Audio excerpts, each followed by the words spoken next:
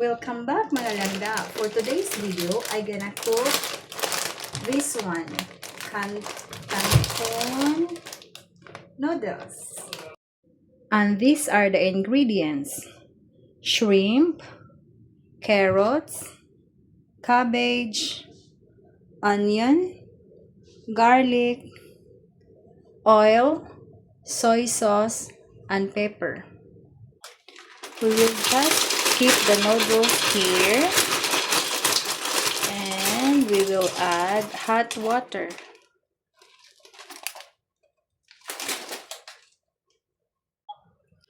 We will add hot water in here and we will keep this for 2 minutes.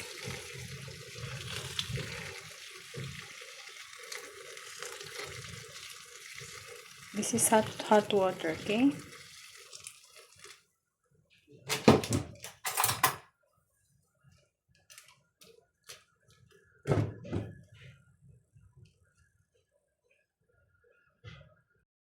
And now we are going to drain the noodles here.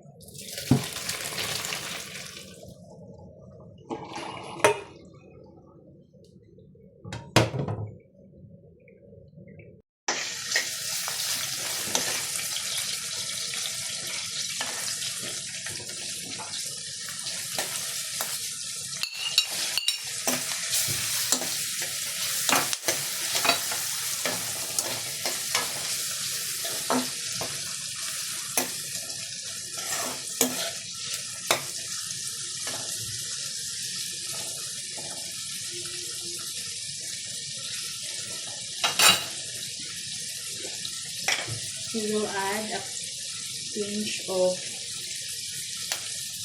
pepper. Mga langga, it's really easy to cook the pancit canton, and we can cook it for 5 minutes only.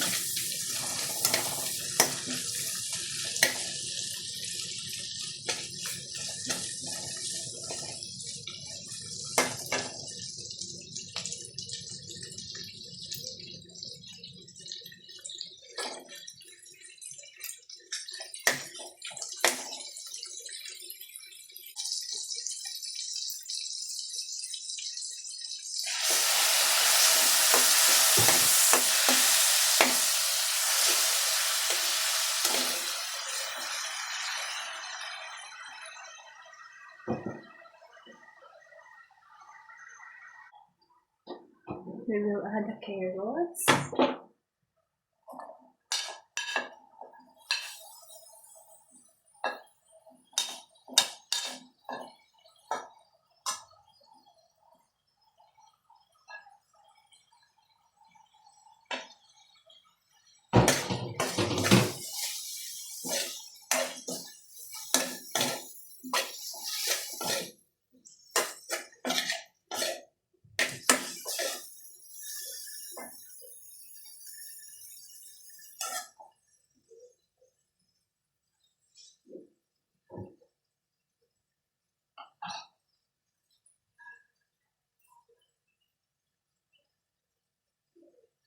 And then the cabbage.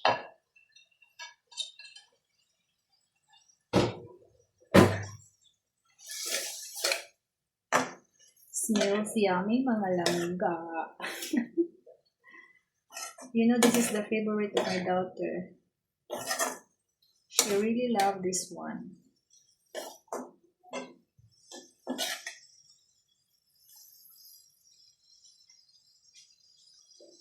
And then we are going to add a little water. Just a little of water because, you know, the canton is already half cooked. A while ago, we put hot water already. We will just wait until it boils and then we will add the noodles.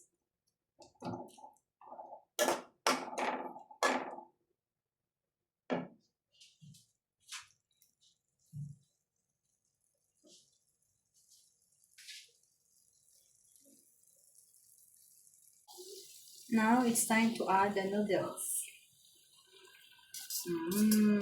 Looks yummy.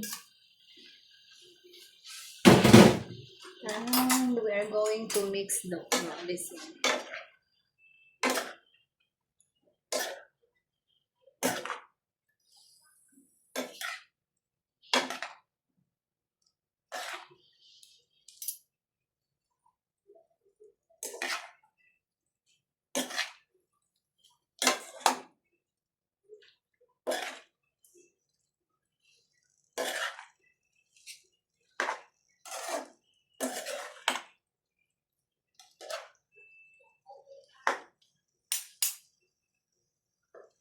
We will leave this one for 2 minutes.